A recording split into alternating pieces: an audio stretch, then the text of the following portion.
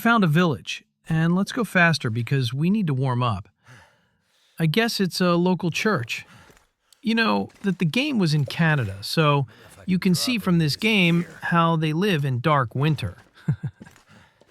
Let's research the church, and while I do that, I'm going to read some personal stories. You know, some betrayals are so unbelievable that if someone told you the story in person, you'd think they were making it up. I honestly believed my cousin was like a brother to me. We grew up close, I trusted him completely, and I never imagined he'd be the person to stab me in the back. At the same time, I was in a relationship with a girl I loved more than anything. I genuinely thought she was the person I'd spend the rest of my life with. Everything felt like it was finally falling into place, and I couldn't have been happier. Then, one ordinary day, a coworker offered to cover the rest of my shift. I was exhausted, so I gladly accepted and headed home earlier than expected. The second I walked into the house, my entire world collapsed. I found my girlfriend and my cousin together, in my own bed, sharing an intimate moment. The look on both of their faces said everything. They were completely caught off guard. I didn't scream. I didn't throw punches. I simply told them that I wanted both of them gone before I came back. Then I turned around and walked out of my own house. By the time I returned, they were gone. My ex had left a note apologizing and asking me to call her once I'd calmed down. I never called. Instead, I sent her one message, telling her I'd pack up all of her belongings over the next few days and bring everything to my cousin's place because, as far as I was concerned, that's where she lived now. I kept my word. It took about a week to move everything out. Both of them kept trying to apologize every time I showed up, but I refused to give them the satisfaction of a conversation. I'd knock on the door, hand over another bag, then leave without saying a single word. My cousin kept calling me afterward, trying to explain himself, but I ignored every single attempt. 3 years passed. I completely cut both of them out of my life. Oddly enough, I never told the rest of the family exactly what happened. Maybe I was embarrassed. Maybe I just didn't want to relive it over and over again. Eventually, I received a phone call from a number I didn't recognize. I answered, and it was my cousin. He sounded cheerful, like we were old friends catching up. Then he casually told me he and my ex were getting married, and asked if I'd be his best man. For a second, I genuinely thought it was some kind of joke. Then the anger hit me all at once. I completely lost my temper, called him every name I could think of, and hung up. A few minutes later, he texted me saying the offer still stood and that if I didn't want to be his best man, then he simply wouldn't have one. I ignored it for a few days, and then an idea popped into my head. I texted him back, pretending I'd had time to think. I apologized for blowing up and wrote this long message saying maybe the wedding could help all of us heal and finally move on. He completely bought it. He was thrilled. He even offered to pay for my suit and every expense. I accepted immediately because there was no way I was spending my own money on his wedding anyway. The wedding day finally arrived. Everything looked expensive. The venue was beautiful, the decorations were incredible, and both families were there. I spent the entire previous week writing one thing, my speech. Every ounce of anger, betrayal, and heartbreak I'd carried around for the last 3 years ended up on those pages. As the reception went on, I became more and more nervous. My hands were shaking. My voice kept wanting to crack. But when it was finally my turn to speak, I stood up anyway. I started by thanking everyone for being there. Then I told them the real reason I'd been invited. I explained that the last time I'd seen the bride and groom together before that day, I'd walked into my own bedroom and caught them together behind my back. I told everyone she'd been my partner, and that my own cousin had knowingly betrayed me. I said I'd loved her enough to start saving for a proposal ring. Instead, they destroyed everything we had. I admitted I wasn't the greatest public speaker and stumbled over my words more than once, but I didn't care anymore. The important thing was finally saying everything I'd kept bottled up for years. I wished them the future they deserved, and ended by saying I'd never forgive either of them for what they'd done. Then I walked away. I expected shouting, gasps, people arguing, something dramatic. Instead, there was complete silence. Nobody said a word. On my drive home, my mother called me furious. She said I'd ruined the wedding and demanded to know why I'd do something like that. I told her every single word I'd said was true, and that they deserved to hear it. She kept defending them, so I ended the conversation and hung up. Over the next few days, my phone exploded. Some relatives were furious with me for embarrassing the newlyweds. Others quietly reached out to tell me they believed me, supported me, and were there if I ever wanted to talk.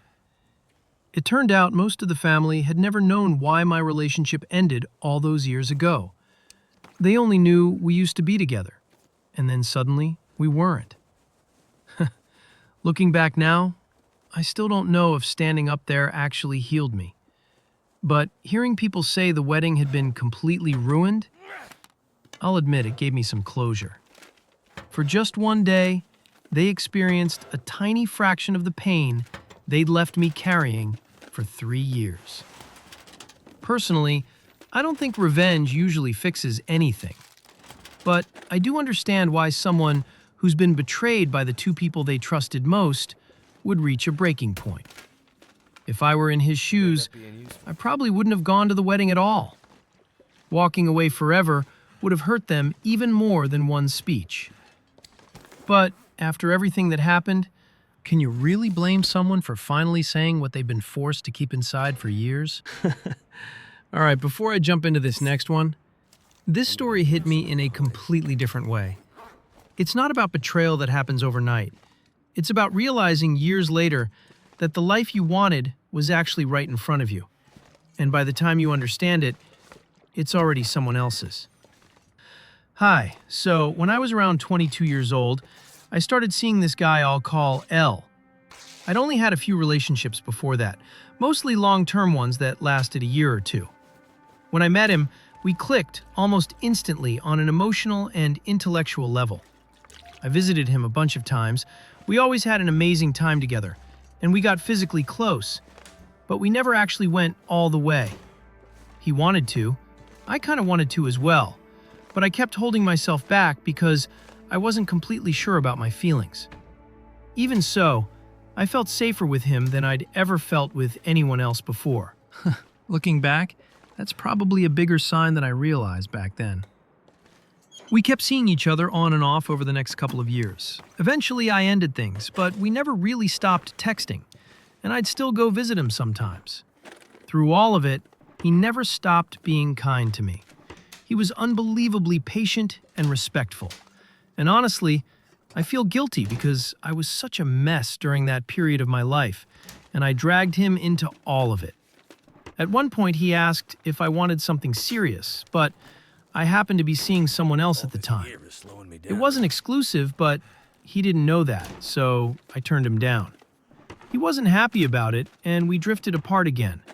Later, he even asked if I'd been with anyone else around the time I visited him, and I lied because I already knew he wouldn't like the truth. We almost became intimate during one of those visits, but I'd been with another guy only a week earlier, and it just didn't feel right to me, so I stopped things before they went any further. Another huge issue between us was that he always knew he wanted children someday, while I wasn't even sure if I wanted to become a mom. Still, every now and then, I'd catch myself imagining what life would be like if he were the father of my child. Weirdly enough, no one else has ever made me feel that way before or since. Those thoughts almost convinced me that maybe I did want that future after all. I knew he'd make an incredible father and partner. The truth is, I just wasn't emotionally stable enough back then to commit to anyone. Years passed, but somehow, we never completely lost touch. He never stopped caring about me, even though eventually he stopped encouraging my visits. Then COVID happened, which made everything even harder. Eventually, he met another woman. Let's call her A. I still remember him talking about her when they first started dating. I almost never get jealous, but that time, I did. And that's when reality started hitting me. My own life kept falling apart. I bounced from relationship to relationship, couldn't keep a stable job, never really felt secure anywhere. People kept leaving or disappointing me. Meanwhile, he became the one constant person who was always kind whenever we talked. Then in 2023, they had a child together. I saw the pictures online and they looked genuinely happy. At one point, I happened to be in his area and he invited me over.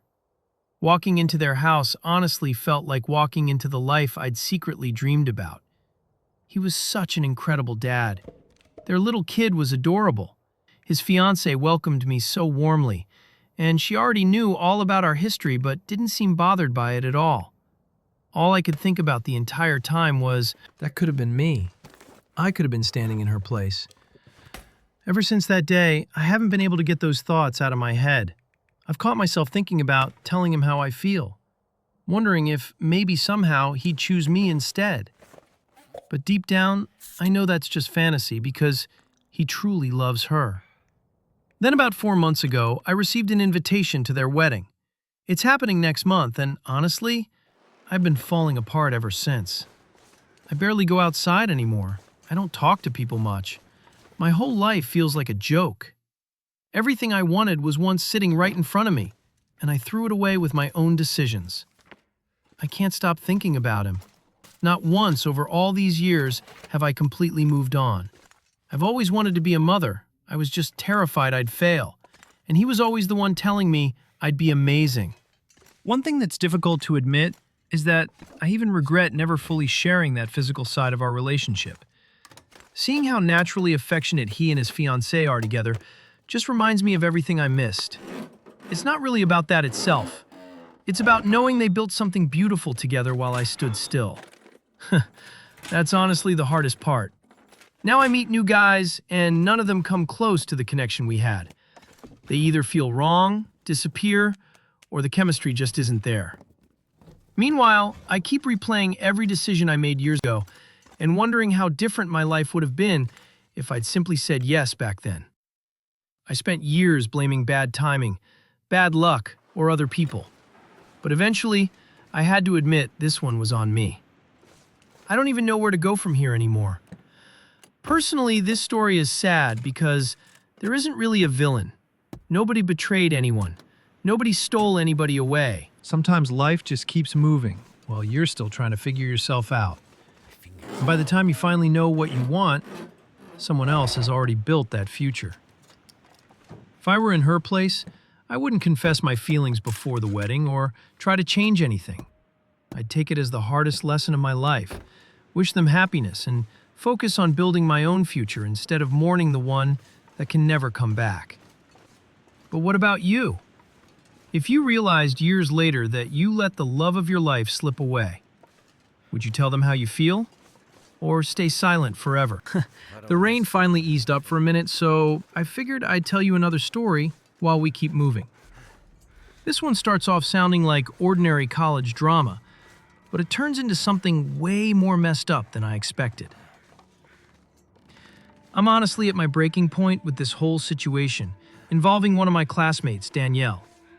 I have to stay a little vague because a lot of my friends use Reddit, and I really don't want this getting back to me. Danielle and I are both in college working toward our bachelor's degrees. At first, we were actually friends, but over time, things got really weird. She became incredibly entitled and acted like I was supposed to cater to every little thing she wanted. She'd even scream at me sometimes, especially whenever we went out partying together. Looking back, that probably should have been the biggest red flag imaginable. Around last Christmas, I'd finally had enough and stopped spending time with her altogether. The problem is that during those 2 years, she learned a lot about me, including a few things that could get me into serious legal trouble if they ever came out. I hadn't spoken to Danielle in months, though I heard she'd been falling behind in her classes. Then, a few weeks ago, she showed up at my apartment completely drunk and told me she expected me to write her entire thesis for her. It's a 50-page paper that's essential for graduating. She said if I refused, she'd tell everyone, including the police, about something I did in the past. And the worst part? She actually has proof. At first, I figured she was just drunk and talking nonsense. But yesterday I got home and found a handwritten note from her saying the exact same thing. Sitting next to it was a USB drive containing her thesis title and a bunch of ebooks she expected me to use while writing it. That's when I realized she wasn't joking at all. Now I'm completely stuck. Do I actually write the paper just to keep her quiet? Or do I refuse and risk her exposing everything? One of my friends suggested I should write it on purpose, but make it terrible so she'd fail anyway. I mean, that's definitely creative, but it also sounds like a disaster waiting to happen. The biggest issue is I still have my own thesis to finish. I honestly don't even know if I'd physically have enough time to write 2 of them before the deadline. Eventually, I realized I had to explain what Danielle was actually holding over me. I really hoped I wouldn't have to admit this, but here it is. A while back, I had a short fling with one of the assistant professors. He didn't even know I was one of his students because the situation was complicated.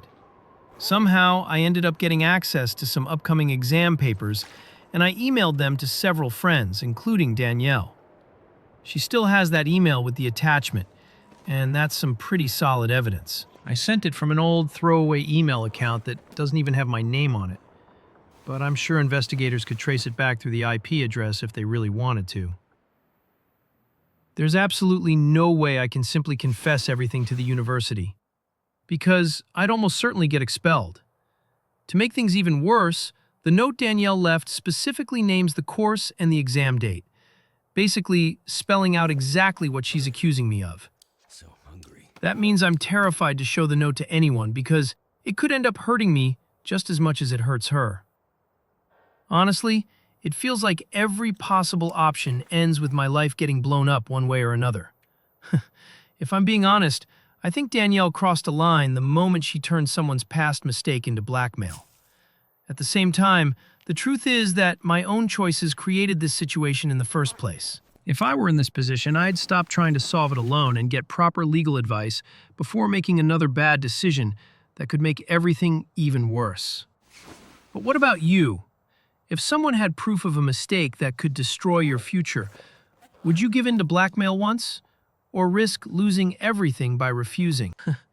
I finally found the quiet place to catch my breath. And of course, that's when I stumbled across another story that made me stop and think. There's absolutely no way this ends peacefully. I'm getting married to my fiancée this coming January. Honestly, it's far from the perfect timing because of everything happening in the world right now. I'm considered very high risk medically, but after already postponing the wedding once and realizing there's no clear end in sight, we decided we're done waiting. We're keeping the ceremony small, taking every precaution we possibly can, and finally getting married. Ever since I got sick, I've dreamed about having a beautiful wedding. My condition is stable, but realistically, I'm probably looking at another 20 years or so, assuming nothing else cuts that shorter. That's why the wedding photos mean so much to me. They'll last much longer than I will, and someday my husband, and maybe even our future children, will have those memories to look back on. I wasn't asking for some over-the-top luxury wedding either. I just wanted everyone dressed nicely and for everything to match with a simple color theme.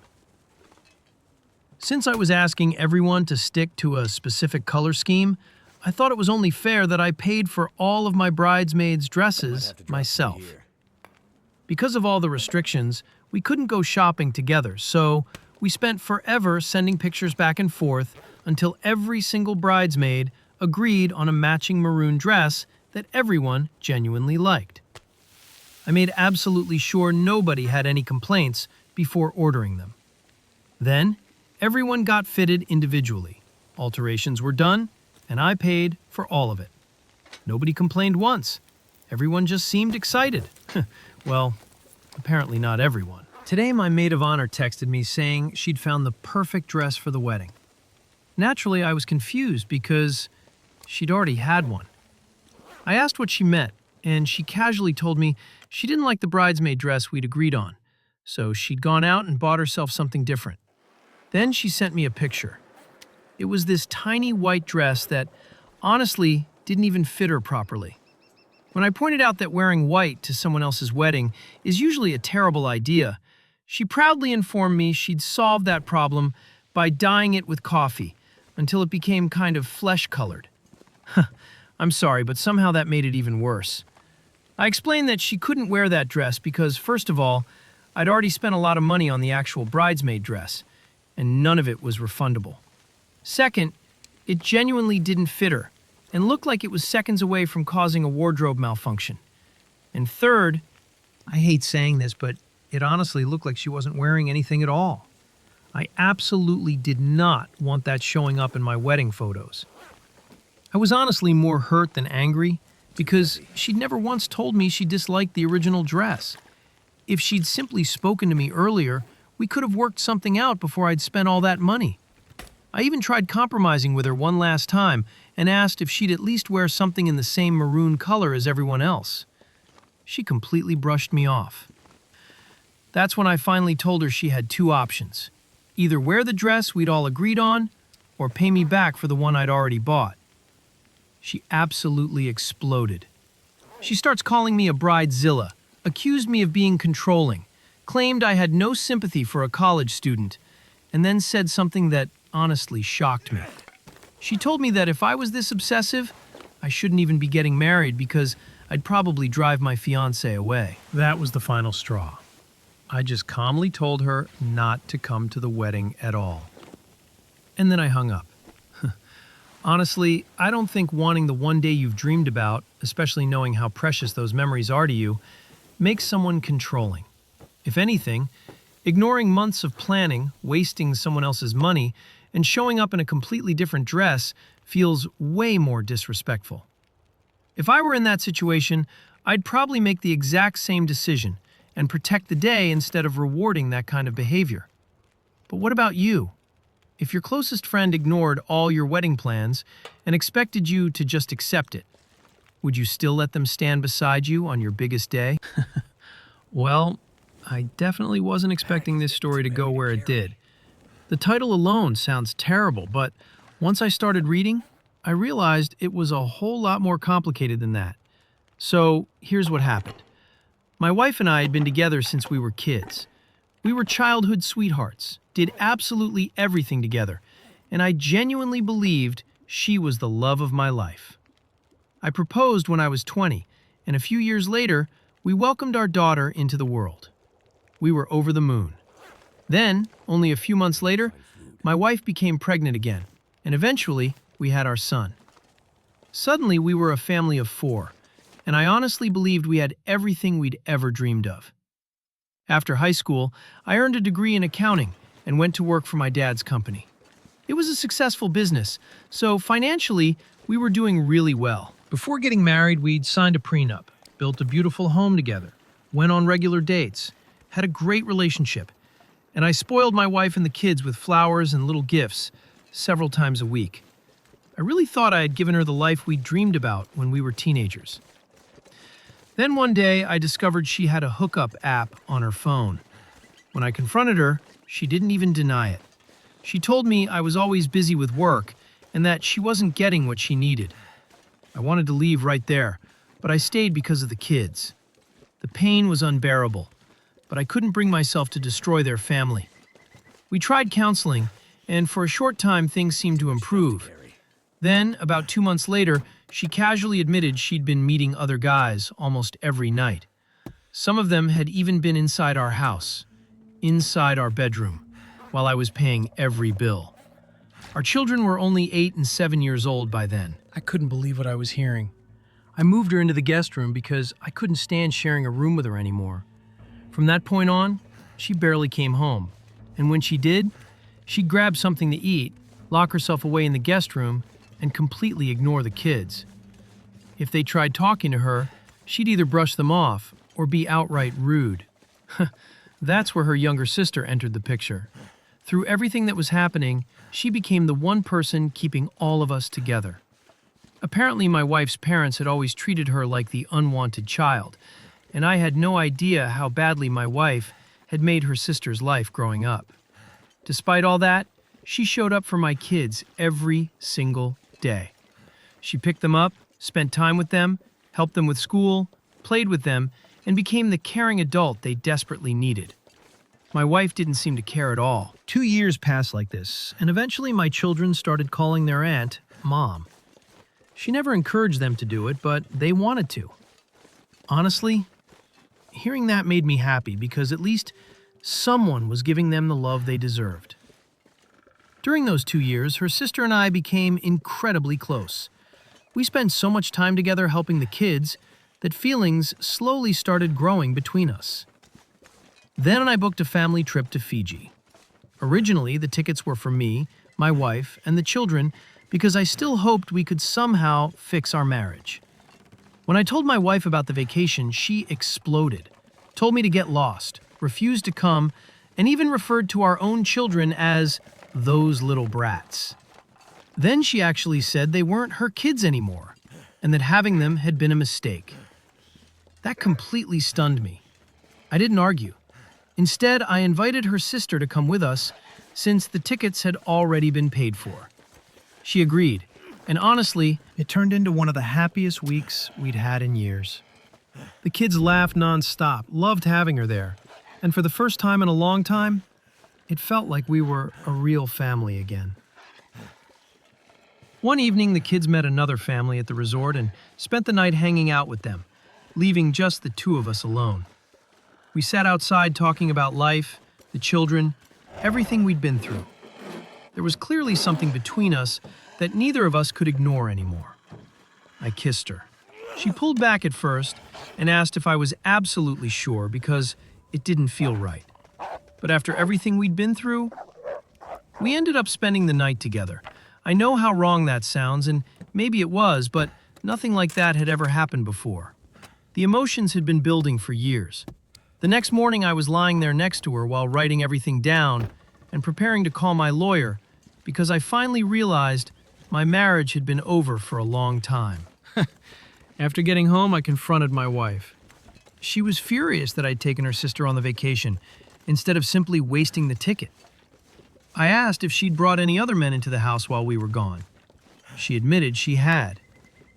Then something hit me that I'd never even considered before. I asked whether my children were actually mine. She admitted she'd been with another man around the time our daughter was conceived, but claimed she always believed I was the father because our daughter looked so much like me. My stomach completely dropped. I immediately arranged DNA tests for both kids. After that, I told her I wanted a divorce. Surprisingly, instead of yelling, she broke down. For the first time in years, I saw the woman I'd originally fallen in love with. She apologized, admitted she'd destroyed everything, and begged for another chance. For a split second, I actually considered it, but then I remembered everything she'd put me and our children through. I told her there wasn't a chance in the world we'd ever get back together. I said she could still see the kids, but only if they wanted to see her. My lawyer would handle everything else. I even offered to help her find a temporary place to stay until the divorce was finalized. She quietly packed a few belongings and left. After she was gone, the kids asked what happened.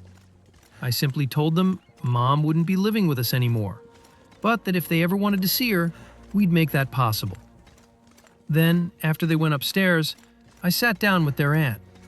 We agreed that whatever feelings existed between us needed to wait until after the divorce was finalized, because the children deserved stability above everything else. A couple of days later, the DNA results finally came back, and both children were mine. I can't even describe the relief I felt. The kids and I all started counseling together, and little by little, things began improving. My ex signed the divorce papers, but she also started harassing me and members of my family. Because of everything that had happened, it looked increasingly likely that I'd receive full custody. As for my former sister-in-law, we decided not to rush into a relationship. We were honest about our feelings, but agreed to take things slowly and focus on helping the kids heal first. Right now, life is still messy, But when I sit outside watching my son and daughter laughing together, eating their favorite takeout and acting like kids again, for the first time in years, it finally feels like things might actually get better. All right, I thought this was going to be another family drama story, but about halfway through, it took a turn I honestly didn't expect. So here's what happened. My wife and I are both 45, and we have 3 kids together. Well, technically 4 now. Our oldest son is 19, our middle son Blake is 18, and our daughter is 11. The thing is, Blake isn't biologically ours. He was actually my best friend's son. My best friend passed away when Blake was only 7 years old. He was like a brother to me, and after he died, my wife and I were granted legal guardianship of Blake. There were a lot of complicated reasons behind that decision, but that's Blake's story to tell, not mine. What matters is that from that moment on, he became my son. He calls me dad, he calls my wife mom, and my other children have always treated him like their brother. It wasn't always easy, but watching him grow into the young man he is today has been one of the greatest privileges of my life. Before all of that happened, my wife and I actually split up shortly after our oldest son Danny was born. We weren't married back then, and the stress of becoming new parents pushed us apart. We lived separately for about a year, although I stayed fully involved in Danny's life. During that breakup, I briefly met an older woman named Lily. We were never in a serious relationship. We met only a handful of times and then never spoke again. What I didn't know was that Lily was married. Years later, her son James turned 18 and decided to take a DNA ancestry test. The results didn't match the man he believed was his father. Instead, they matched me. Since I'd taken a DNA test years earlier, James was able to find me and reached out. You can imagine how shocking that was. Thankfully, my wife handled the situation with incredible grace, and together we welcomed James into our family. So, just like that, I suddenly had 4 children instead of 3. I'm still figuring out what our father and son relationship looks like because we missed so many years together. But James is a wonderful kid, and I'm grateful he's in our lives now. The problem is, James doesn't seem to like Blake very much.